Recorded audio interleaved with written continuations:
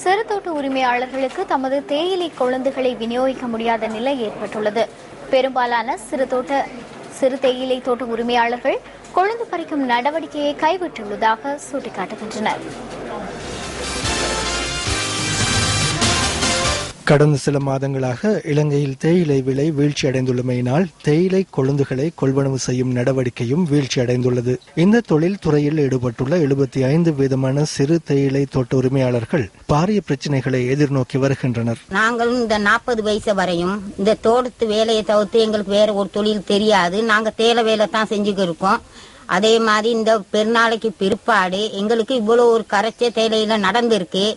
ஏன் இந்த கொழுந்து இவ்வளவு கரைச்ச பெட்ரியில கொழுந்து எடுக்க மாட்டேங்கிறாங்க. மாத்தியாமாருங்களுக்கு நாங்க எடுக்கிற கொழுந்தையும் நிறுத்தி பெட்ரிக்கு அனுப்பலாமா, அவங்களும் எங்களுக்கு சம்பளம் கொடுக்கலாம பெரிய கரைச்சப்படுறாங்க. சிறு தேயிலை தோட்ட உரிமையாளர்கள் எதிர்நோக்கியுள்ள இந்த பிரச்சினைக்கு தீர்வை பெற்றுக் கொடுக்கும் வகையில் அரசாங்கம் 1 கிலோகிராம் தேயிலை கொழுந்திற்கான 80 ரூபாய் நிர்ணய விலையை நிர்ணயித்திருந்தது. கொழுந்து எடுக்க மாட்டேங்கிறாங்க. எவ்வளவு கொழுந்து எடுத்தாலும் எடுக்க மாட்டேங்கிறாங்க. ஸ்டோர்களுக்கு கொண்டு போறாங்களா, ரிட்டர்ன் பண்ணிட்டு போறாங்க.